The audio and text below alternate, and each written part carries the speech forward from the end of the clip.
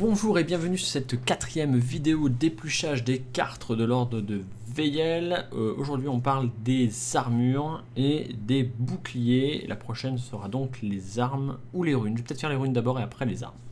On est parti pour voir les quelques cartes que constituent la nouvelle manière de se défendre dans le chapitre 2. On commence donc par les armures qui vont venir aussi aider de plus en plus les magiciens, tous ceux qui sont à distance, les foies, même s'il y en a toujours bien sûr pour nos copains les tanks, ça va pas être ceux qui vont être le plus mis en avant puisqu'ils ont déjà largement de quoi faire dans le chapitre 1, ils étaient même carrément mis en avant, maintenant il est un petit peu l'heure de faire plaisir aux autres.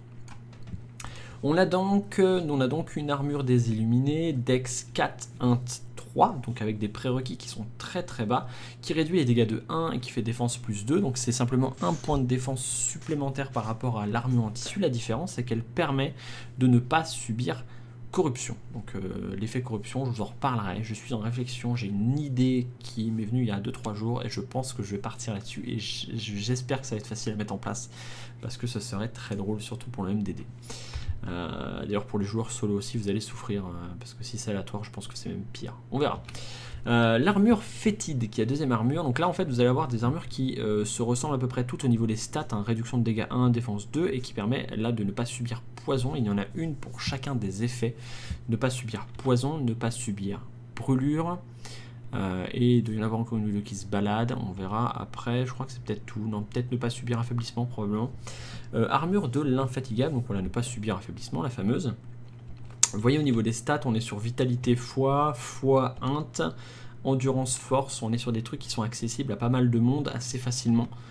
On a aussi une armure de peau de bête qui réduit les dégâts de 1 et qui fait une défense plus 4 qui demande 6 en dex, 5 en force, donc ça c'est pour faire plaisir à ceux qui auront plus de dex, c'est pas assez de force.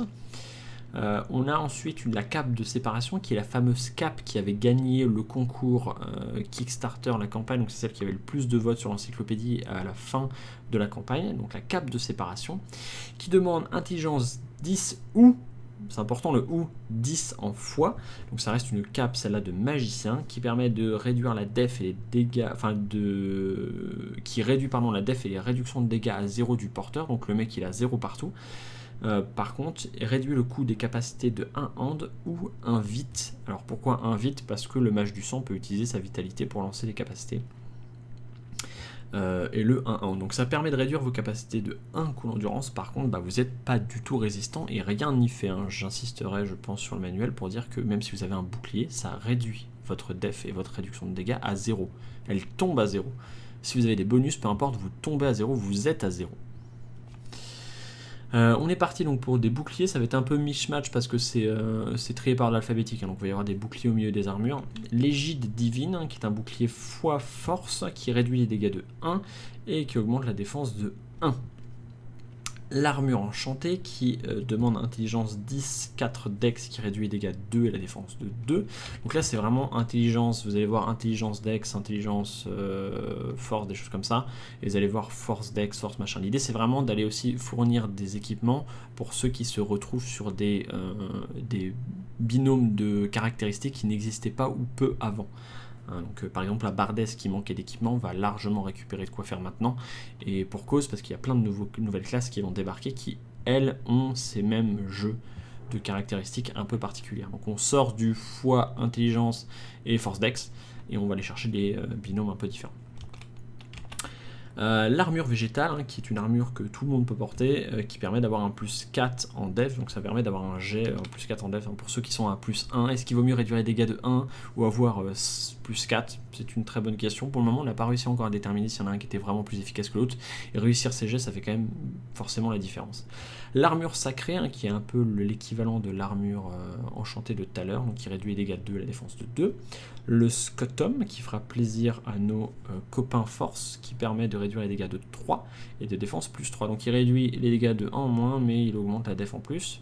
L'armure en cuir souple, qui est une armure extrêmement facile à les récupérer pour nos copains, ceux qui sont en dex mais qui n'auront pas de force. Par exemple l'assassine, qui finissait finalement en tissu, va maintenant pouvoir récupérer une armure en cuir souple.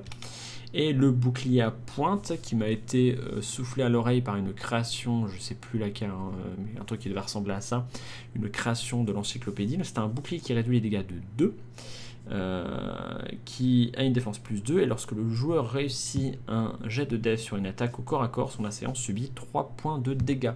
Donc on prend un bouclier qui va nous offrir une défense qui est minimale par rapport à un pavois ou un scotum, mais qui par contre met des mandales dès lors que l'on réussit. À mon avis, ça va être le meilleur copain des chevaliers, celui-là.